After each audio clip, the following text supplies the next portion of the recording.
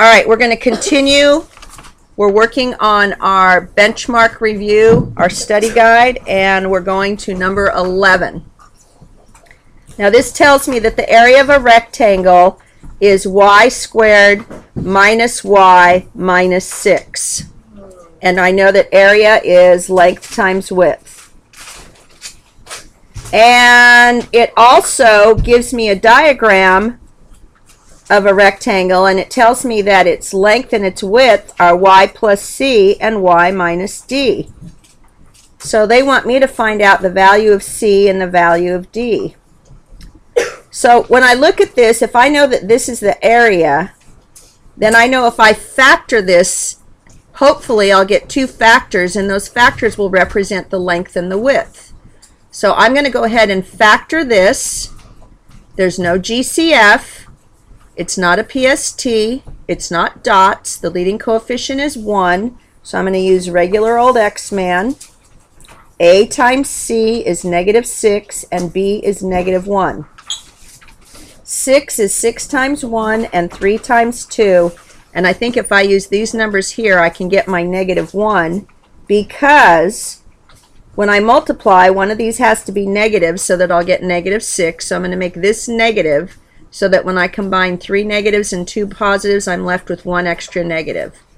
So if I factor this, I get y minus 3 multiplied by y plus 2. This equals this. And I think that this can represent the length and the width of my rectangle if this is the area. Well, I'm looking at this, and they gave me this, and these look kind of like this. If I put my y plus c under here, and my y minus d under here, and I'm asked to find c and d, well, looks to me like d is 3 and c is 2. So this would be y minus 3 because d is 3, and this would be y plus 2 because c is 2. So c equals 2 and d equals 3. Okay, number 12.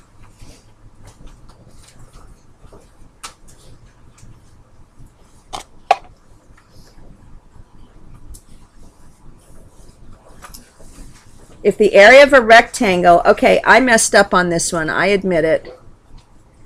Let's go with this. Let's get rid of this.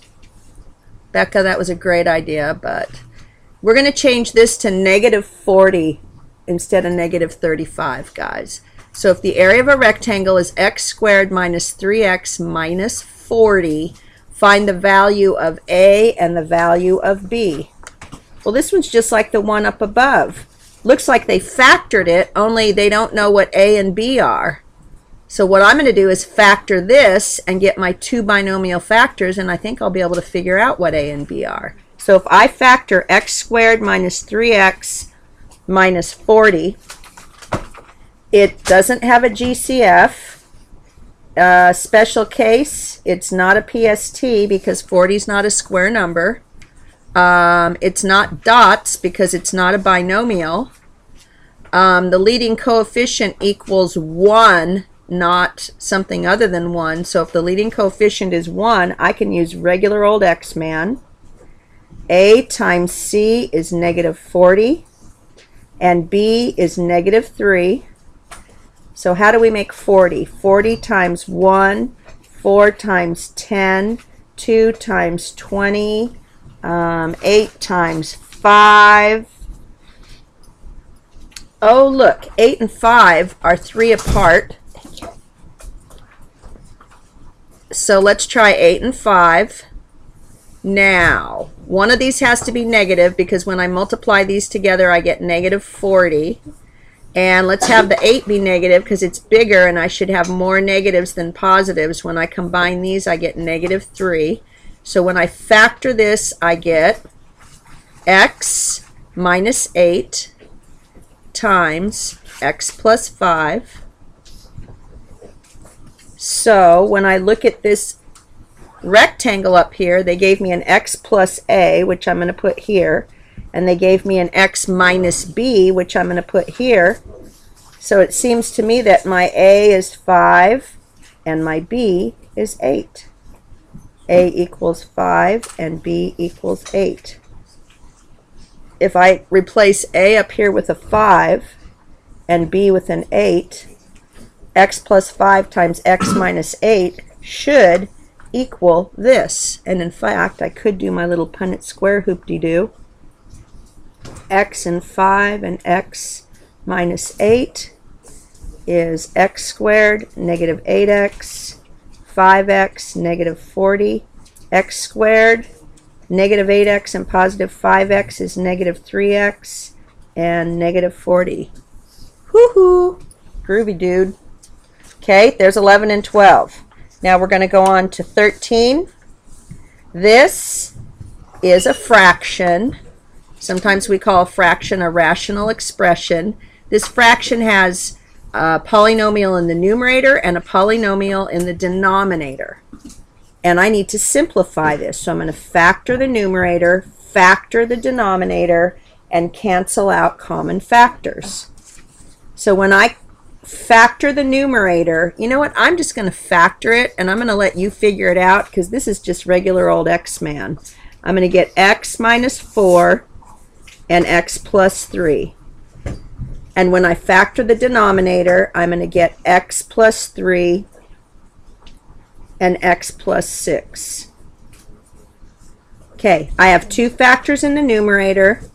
I have two factors in the denominator. And the factors that are exactly alike are x plus 3. Those cancel out. And I'm left with x minus 4 over x plus 6. I cannot cancel these x's out because these aren't factors. Factors are things that you multiply together. These are being subtracted. This whole thing was a factor. This is like a package deal. And this whole thing was a factor. That's also like a package deal. So you can't just cancel out the x's. Number 14. I'm just going to go ahead and factor it. It's b times b plus 14. And when I factor the denominator, no GCF, it's not a special case. When I use X-Man, I get b plus 14 and b minus 2. My b plus 14s are exactly the same. They cancel out.